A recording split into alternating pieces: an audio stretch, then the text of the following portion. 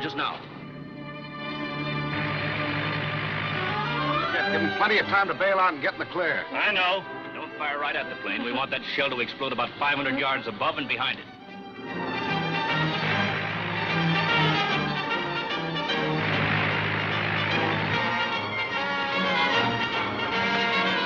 He's in the clear.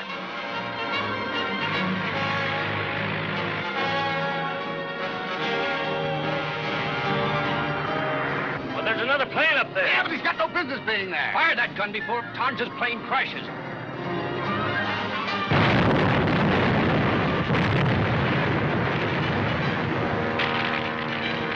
The bomb got that other plane. You stay here and guard that bomb.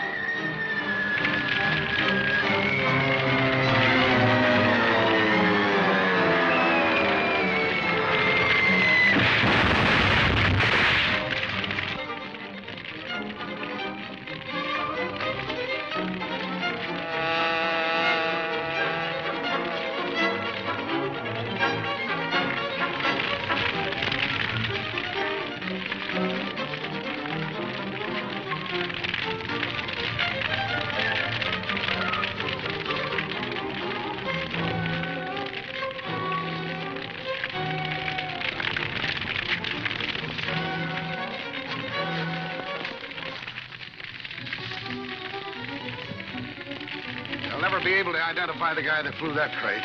That plane was 1,000 feet from the bomb when it exploded. Every inch of it. Old Weaver's bomb was a greater success than we expected.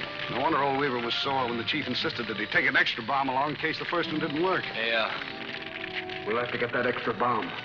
It must be over there where those flares are burning.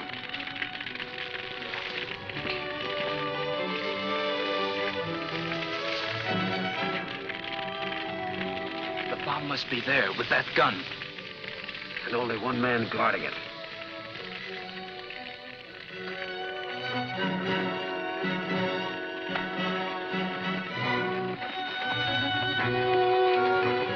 Grab that bomb.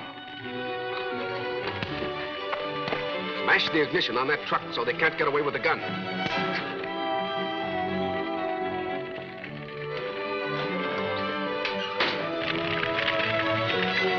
Jitters to think the chief has already sold the bomb to a foreign country. I'd hate to have it tried out on me.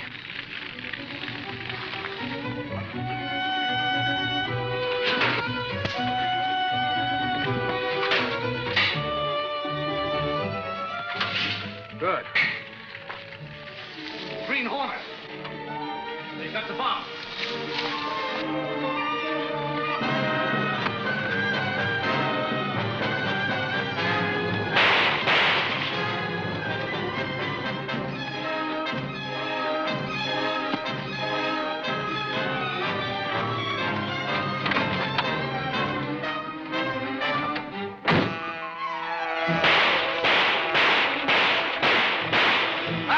Lad, that Hornet's car is bulletproof. This'll sure put us in a bad spot with the chief. You ain't fooling.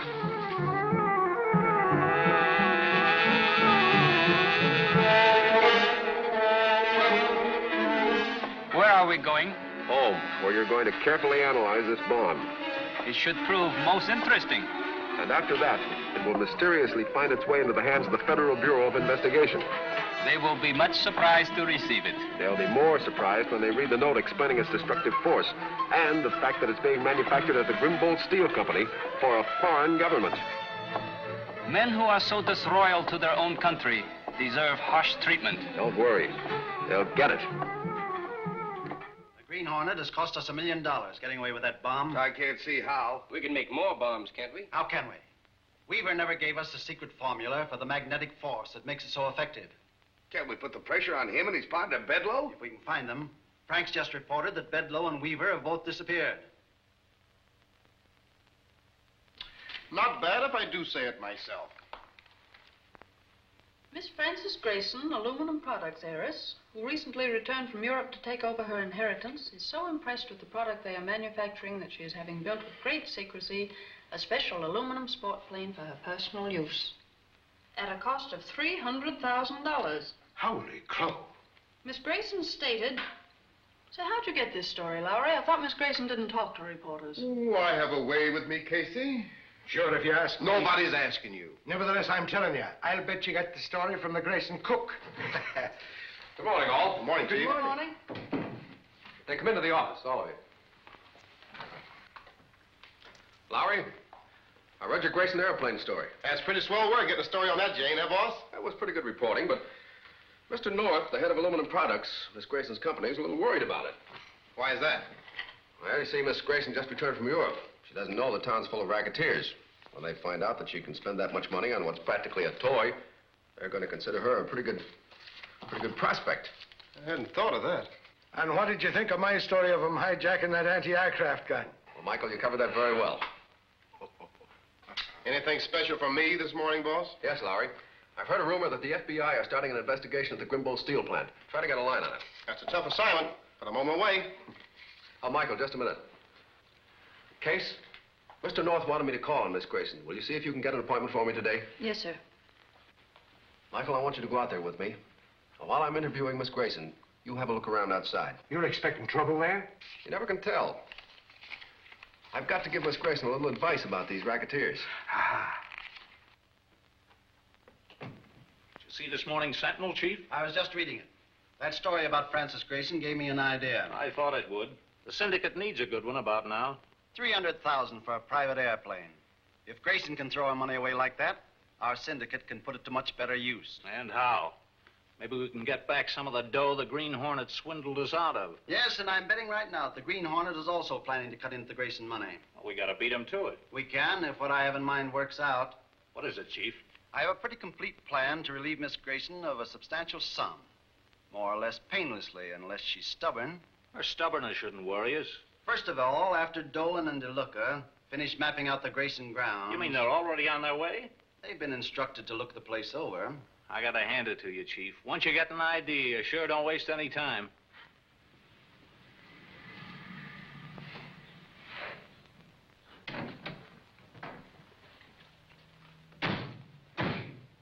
Find a gardener or chauffeur or somebody and get him into conversation. Sure, and I'll talk his head off.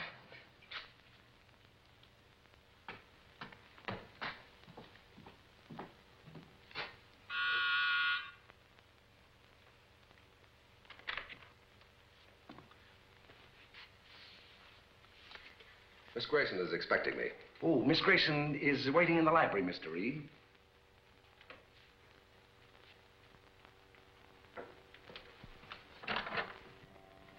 Mr. Reed. How do you do, Miss Grayson? I'm glad to know you, Mr. Reed. Mr. North of Aluminum Products has a great deal of confidence in you. He was most anxious that I should meet you. Mr. North is an old and valued friend of mine. He seems greatly worried about the story that appeared in your paper about my new plane. Yes, he told me about it. I want to apologize for running it. Apologize? Yes. But I really can't see what harm it could do. True, I was having it built in secrecy, but The danger is this, Miss Grayson. There's a vicious criminal syndicate operating in this city, and the fact that you are spending $300,000 on a plane for your private use might cause them to turn their attention to you. Of course. I should have thought of that. Well, I hope you escape their notice. But if any time anything unusual occurs, don't fail to call me. Any one of these numbers here will reach me night or day. Well, thank you, Mr. Reed. And I'm sincerely grateful for your interest. Well, it's been a pleasure, Miss Grayson.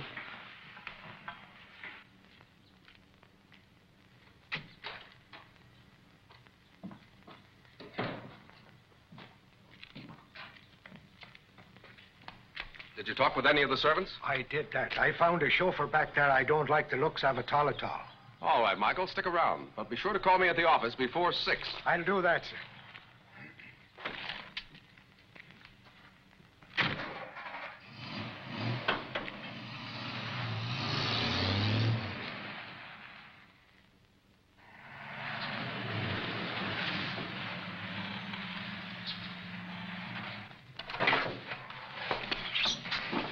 I'll send the driver in with these and he can give us a signal.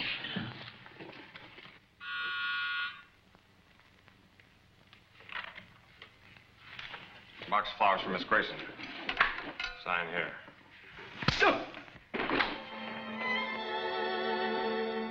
Come on. It's okay, let's go.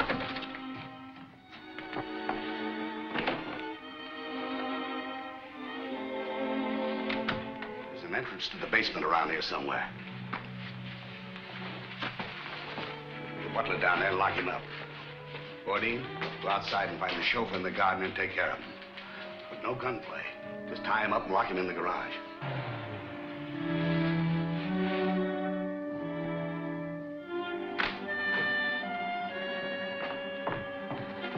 Dolan, come with me. DeLuca, you better go inside.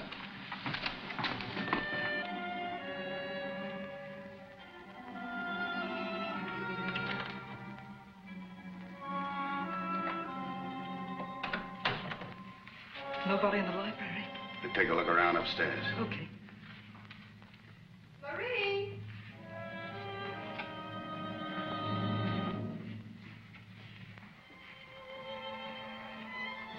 Marie!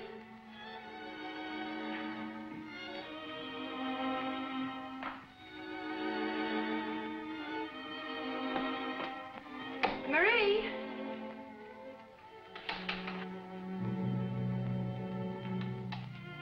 Marie! Just save your breath, lady. Who are you? What are you doing here? Now, there's no cause for alarm, Miss Gracie. Marie! Coming, ma'am. Take care of Marie. Okay. Now, just don't get excited and take it easy. Nothing's going to happen to you. No need to ring. You have a complete new staff of servants on hand, ready to answer any callers. Don't think you can frighten me. We still have police protection in this city. Police? They won't do any good now, lady. What is it you want? Money? You guessed it, sister. Now let's get right down to business. Now then, we'll make the first check for, say, $10,000. Then we'll take them in installments until we get what we want. That's it. In a series. You see, it might not be so easy to cash the one check for the full amount. And while we're cashing them, we're going to stay right here and help you take care of this house. You'll get no checks out of me. I won't be blackmailed. We have plenty of ways of making you change your mind, Miss Grace, so you better think it over. Even if I did give you a check, my bank wouldn't pay out that amount of money without verifying with me by phone. We thought of that, too. You see, when the bank telephones, the young lady we have here with us will tell the bank that it's all okay.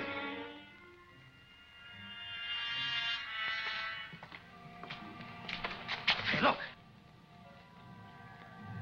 Hey, lay off that gun. Yeah, but it's that ex-cop, you know, Reed's bodyguard. I know, but Tower said no shooting out here.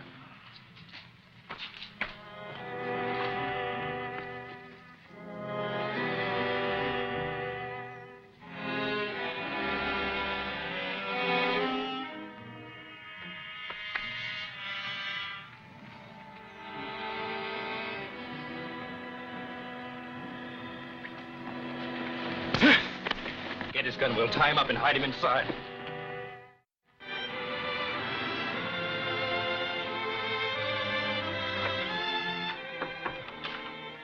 Has Axford phoned yet? No, sir. Have not heard from him all afternoon. Oh, that's funny. I told him to check with me before 6 o'clock. Something must have happened to him. Yes, Mr. Ashford is always very punctual. I think I'll call Miss Grayson.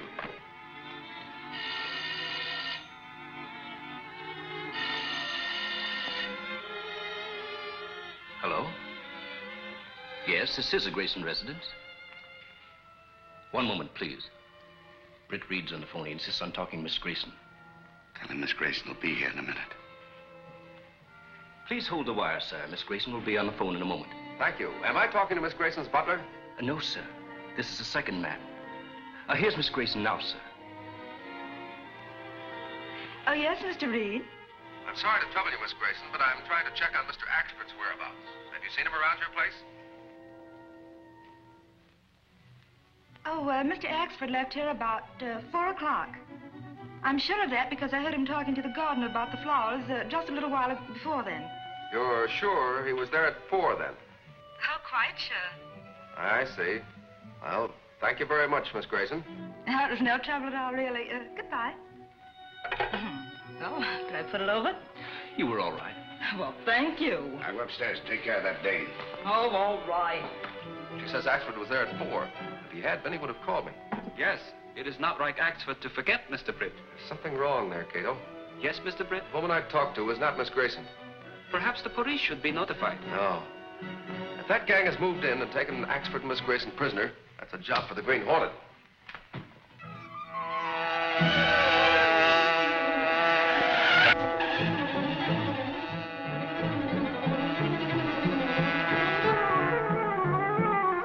Dim your lights and silence your motor. Then pull in among the trees near the bridge.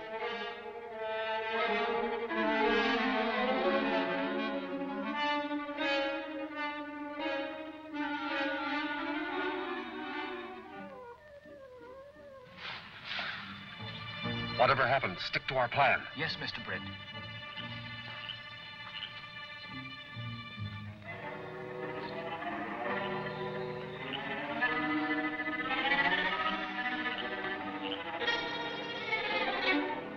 Hold it! Where do you think you're going?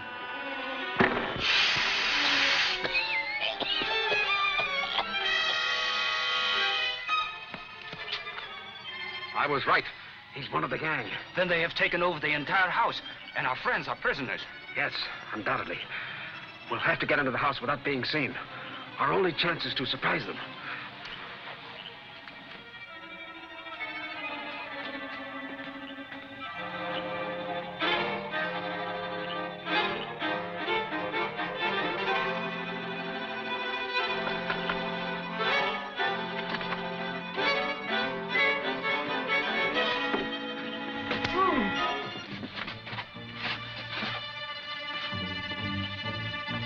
Don't know how many are inside. I'll look for Miss Grayson and Oxford. You call the police. Where's their telephone? There's one in the garage. I noticed the wire today.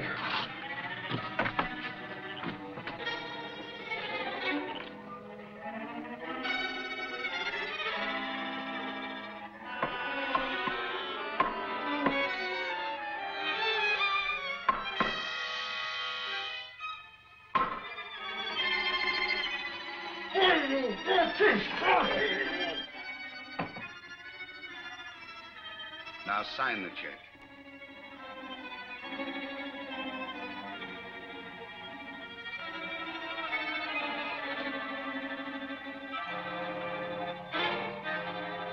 Very clever, Miss Grayson, but I'm not exactly dumb.